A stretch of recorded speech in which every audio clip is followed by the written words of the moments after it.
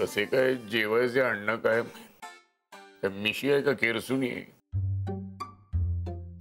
काय हो कुठे होता तुम्ही आणि धोतर का नेसलंय? मिशी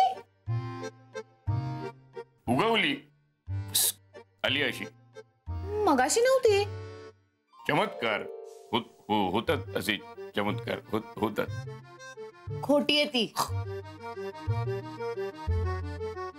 कळलं तुला मालू? काय चाललंय तुमचं? हे काय सॉंग आहे? काय नाही सोंग पिंग काय नाही. सांगणार आहात का मी नानींना बोलू? मालू मी तुझ्या पाया पडतो. नानीला बोलू नकोस. नानीला यातलं काही सांगू नकोस. मी पाया पडतो तुझ्या. मग मला सांगा काय चाललंय हे? काय थेअरी आहे ती? गॅदरिंग. गॅदरिंग? गॅदरिंग मध्ये पण ते तर लहान मुलांचं असतं ना. गॅदरिंग असं काही नाही. मोठ्यांचंही असतंच की गॅदरिंग. म्हणजे तू कॉलेजात गेली नाहीस ना मालू कधी. तरीच तुला माहिती नाही. कसं आहे कॉलेजमध्ये सुद्धा गॅदरिंग होतात ना. पण तुमचं तर कॉलेजही झालंय.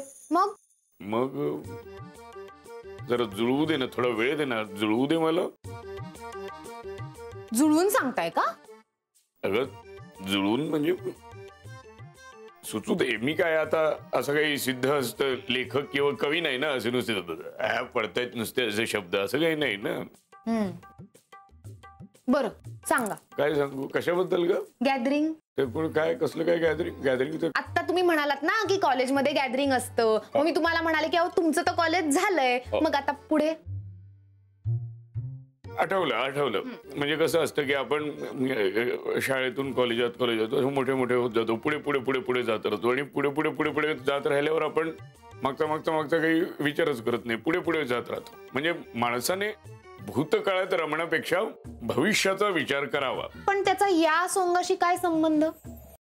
आपण असे पुढे जात राहतो. खूप पुढे गेलात. हो. पुढे काय पुढे? पुढे काय बरं? आपण असे पुढे जात राहतो आणि इतके पुढे जातो की आपण फार पुढे जातो.